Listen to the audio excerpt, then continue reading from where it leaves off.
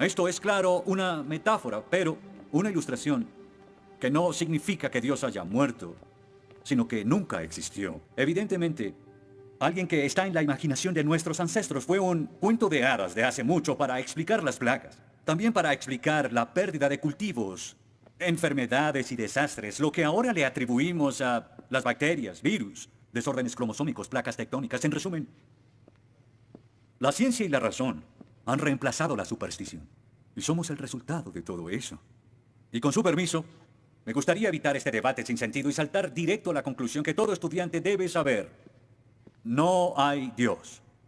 Lo único que necesito de ustedes es que escriban en el papel que les acabo de dar 3 simples palabras. Dios está muerto. Y debajo su firma. Cuando lleguemos a un consenso unánime, que espero que lo tengamos, me ahorraré el tedioso deber de pasar por antiguos y banales argumentos y ustedes pasarán a la sección del curso en la que los estudiantes siempre reciben las notas más bajas del semestre. Y cuando terminen, por favor pasen los papeles a la derecha.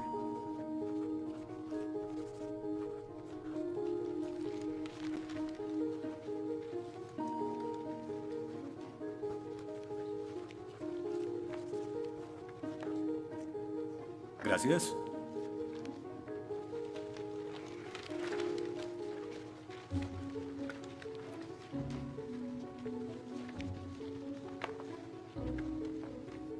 Gracias. Oh, una D minúscula. Esto debería tener crédito extra. Gracias. Disculpe, señor... Wheaton. Josh Wheaton. Señor Wheaton, ¿le pasa algo? No puedo hacer esto. No puedo hacer lo que pide, soy cristiano. No, no se preocupe, aún puede regresar a su dormitorio, arrodillarse y llorar al lado de su cama si quiere. Lo que haga con su vida es su problema, pero lo que haga aquí en la clase es el mío. Yo no puedo. Muy bien, señor Wheaton. Déjeme explicarle la alternativa. Si no puede admitir que Dios está muerto para el propósito de esta clase, entonces tendrá que defender la antítesis de que Dios no está muerto y será enfrente de la clase, en el atril. Y si falla, que de hecho lo hará, perderá esta sección que equivale al 30% de la nota final de este curso. ¿Lo acepta? ¿Quién decide si gano o pierdo la discusión? Pues yo lo haré. Es mi clase. Yo dirijo. La evaluación es mi privilegio. Con todo respeto, pero no creo que sea objetivo. ¿Y qué es lo que propone? Bien... ¿y qué tal ellos? Bien, es interesante, pero ¿por qué darles el poder a ellos? Ya los convenció. Lo que debo hacer es desconvencerlos, para que admitan su error.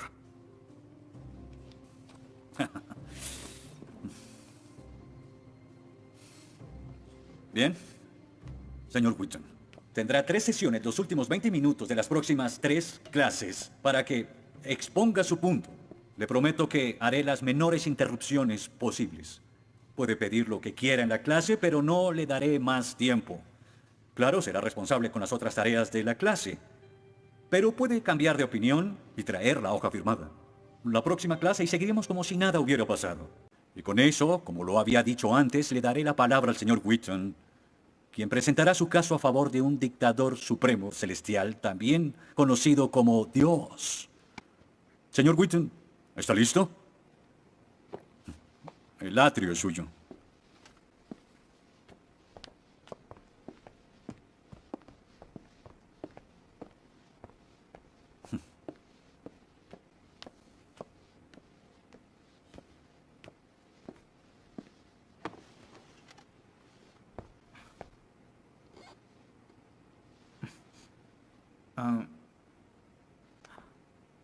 Los ateos dicen que nadie puede probar la existencia de Dios, y tienen razón.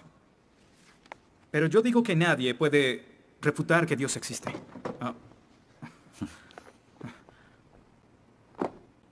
Pero la única forma de debatir este asunto es observando la evidencia disponible. Y es lo que vamos a hacer. Pondremos a Dios en un juicio, con el profesor Radisson como fiscal y yo como el abogado defensor, y ustedes como el jurado. La mayoría de cosmólogos están de acuerdo con que el universo empezó hace 13.7 billones de años en un evento conocido como la Gran Explosión. Ahora, analicemos la descripción del físico ganador del premio Nobel Steven Weinberg de cómo habría sido la Gran Explosión y, ya que él es ateo, podemos estar seguros de que no hay ninguna inclinación religiosa en su descripción. Al principio, hubo una explosión y en 3 minutos, 98% de la materia que hay o habrá se produjo. El universo apareció. Por 2500 años, la mayoría de científicos estuvieron de acuerdo con Aristóteles, con la idea de que el universo siempre ha existido sin inicio o final. Pero la Biblia no está de acuerdo. En 1920, el astrónomo belga Georges Lemaitre, teísta, que de hecho... ¿Qué es un teísta? Un teísta es alguien que cree en la existencia de Dios. Dijo que todo el universo saltó a la existencia en un billonésimo de segundo. De la nada, en un inimaginable destello de luz. Así es como esperaría que el universo respondiera si Dios hubiera dado la instrucción en Génesis 1:3 que exista la luz. En otras palabras, el origen del universo apareció como se esperaría después de leer Génesis y por 2500 años. La Biblia tiene razón y la ciencia está equivocada. Todo apunta a un Dios que lo creó, verán.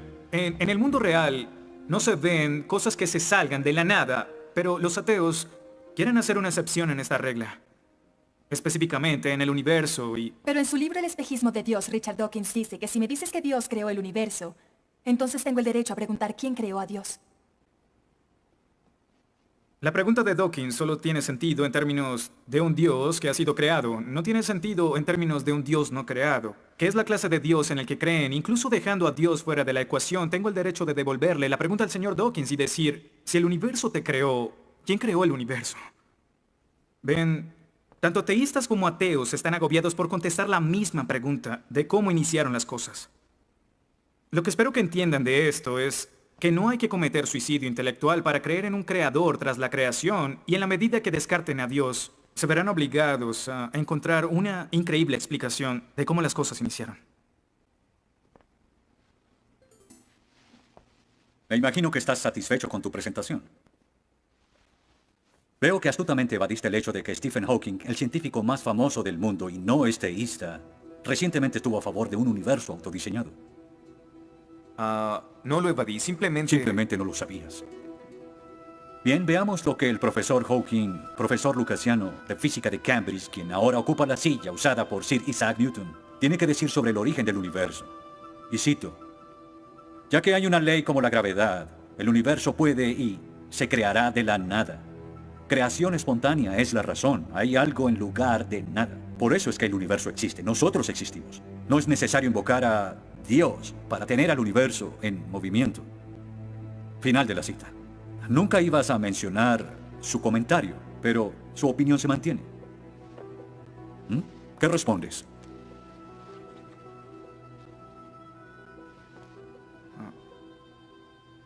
No sé.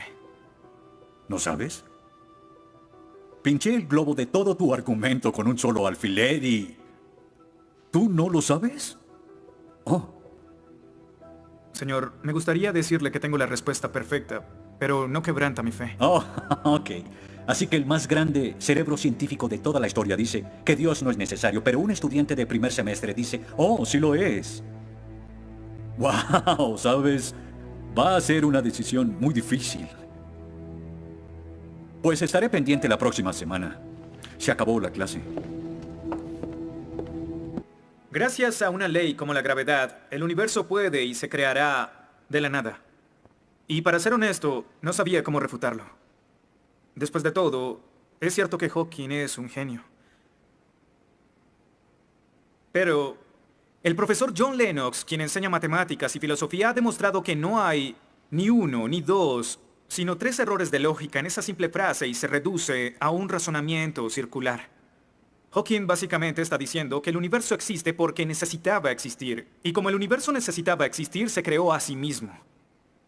Es como si les dijera que la carne enlatada es la mejor que haya existido porque en toda la historia no hay comida que sea mejor. Quizá me vean extraño y les digo que nunca he probado nada más. Y tienen razón, lo estoy ratificando.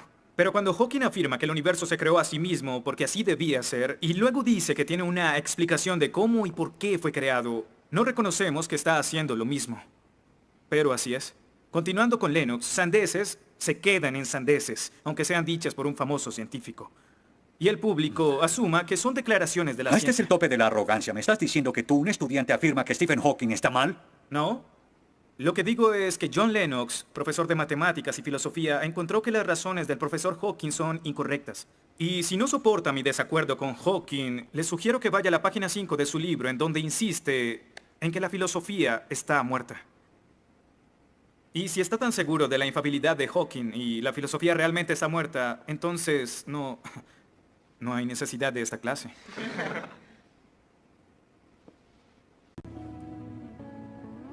Damas y caballeros del jurado, desde hace 150 años los darwinistas han dicho que Dios es innecesario para explicar la existencia del hombre y que la evolución reemplaza a Dios. Pero la evolución solo nos dice lo que sucede una vez que se tiene vida. Así que, ¿de dónde viene ese algo que tiene vida? Darwin nunca lo dijo, quizás supuso que un rayo cayó en una piscina con los químicos correctos. Lotería, un ser vivo. Pero no es tan simple. Verán, Darwin afirma que el ancestro de todas las cosas vivientes vino de una sola cosa. Un organismo simple que se reprodujo y se modificó con el tiempo en una forma de vida más compleja. Por eso es que después de contemplar su propia teoría, Darwin pronunció su famosa declaración: Natura non fucking saltum, lo que significa: la naturaleza no salta. Y como el famoso autor Lee Strobel dijo, si puedes imaginar los 3.8 billones de años que los científicos dicen que la vida ha estado entre nosotros en un día de 24 horas, en el espacio de 90 segundos, la mayoría de grupos de animales de repente aparecieron en las formas que actualmente tienen. No como Darwin predijo, sino en términos de evolución, casi instantáneamente. Así que, la naturaleza no salta, se convierte en la naturaleza dio un gran salto. ¿Cómo los teístas explican tanta información biológica? Y Dios dijo, que las aguas se llenen de seres vivientes y que vuelen aves sobre la tierra en la expansión de los cielos. Dios creó los monstruos marinos, los diversos seres vivientes que llenan las aguas y todas las especies de aves. Y Dios vio que esto era bueno. Génesis 1:20. En otras palabras, la creación sucedió porque Dios lo dijo. Y lo que parece para nosotros un proceso oscuro sin guía, pudo realmente ser controlado de principio a fin. Se dice que el mal es el arma más potente del ateísmo contra la fe cristiana. Después de todo, la existencia del mal nos lleva a una pregunta. ¿Y si Dios es tan bueno y tan poderoso, por qué permite que el mal exista? La respuesta a esto es muy simple. Libre albedrío. Dios permite que el mal exista por el libre albedrío. Desde el punto de vista cristiano, Dios tolera el mal en este mundo por un tiempo, para que un día todos los que eligieron amarlo estén con Él en el cielo, apartados del mal, pero con el libre albedrío intacto. En otras palabras, la intención de Dios con el mal es destruirlo un día. Oh, qué conveniente. Un día me desharé de todo el mal del mundo, pero hasta ese momento tendrán que lidiar con las guerras, holocaustos, tsunamis, pobreza, hambruna y sida. Que se diviertan. Luego nos enseñará sobre el absolutismo moral. ¿Pero por qué no? El profesor Radisson, quien claramente es ateo, no cree en absolutismo moral, pero en su programa dice que planea hacernos un examen en la última semana. Apuesto a que si consigo una A en el examen haciendo trampa, inmediatamente empezará a sonar como un cristiano, insistiendo que está mal hacerlo. ¿Y qué base tendría él? Si el propósito de mis acciones es lograr el éxito, entonces, ¿por qué no podría hacerlo? Para los cristianos, el punto de la moralidad, lo que constituye lo bueno y lo malo, es una línea directa que nos conduce hacia Dios. Oh, ¿estás diciendo que necesitamos a Dios para ser morales? ¿Que una moral atea no es posible? No, pero sin Dios no hay una razón para ser moral. No habría un estándar para el comportamiento moral. Para los cristianos, mentir, robar, hacer trampa en un examen para lograr una calificación que no merezco está prohibido. Pero si Dios no existiera, según Dostoyevsky, este es el punto. Ahora, si Dios no existe, entonces todo es permitido. Y no solo es permitido, sino sin sentido. Si el profesor Radisson tiene razón, entonces nuestra lucha, nuestro debate, lo que decidamos aquí no tiene sentido. Nuestras vidas, nuestras muertes no serán diferentes a las de un pez dorado. Oh, qué ridiculez. Después de toda tu charla, ¿quieres decir que solo hay una opción? Creer o no creer. Así es. Eso es todo. De eso se trata todo. La diferencia entre su posición y la mía es que usted les quitó su elección. Les exigió que eligieran la casilla marcada con no creo. Sí, porque quiero liberarlos. Porque la religión es como un virus mental que los padres han heredado a sus hijos. Y el cristianismo es el peor de todos. Lentamente se mete en tu vida cuando estás débil, enfermo o indefenso. ¿La religión es una enfermedad? Sí. Sí, infecta todo. Es la enemiga de la razón. ¿Razón? Profesor, usted dejó la razón hace mucho tiempo. Lo que nos está enseñando aquí no es filosofía, ni siquiera es ateísmo. Lo que nos está enseñando aquí es antiteísmo. No es suficiente. Necesita que todos no creamos como usted. ¿Por qué no admites la verdad? ¿Quieres enredarlos en tu primitiva superstición? Lo que quiero es que tomen su propia decisión. Eso es lo que No Dios sabes quiere. cuánto voy a disfrutar reprobándote. Pero ¿a quién realmente quiere reprobar, profesor? ¿A mí? ¿O a Dios?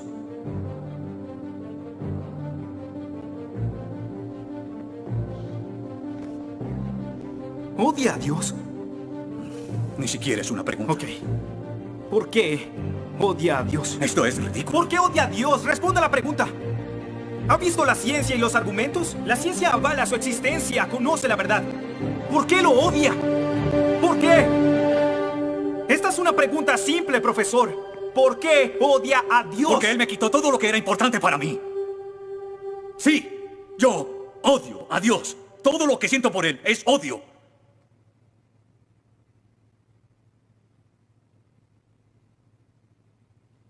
¿Cómo puede odiar a Dios si no existe?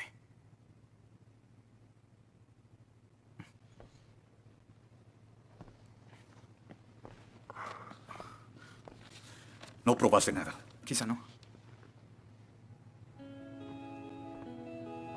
Ellos deben elegir.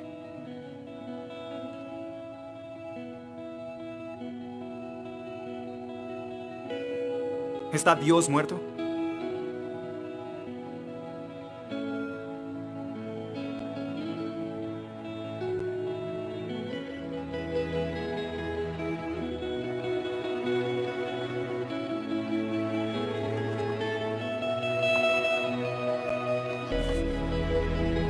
Dios no está muerto. Dios no está muerto. Dios no está muerto. Dios no está muerto. Dios no está muerto. Dios no está muerto. Dios no está muerto. Dios no está muerto. Dios no está muerto.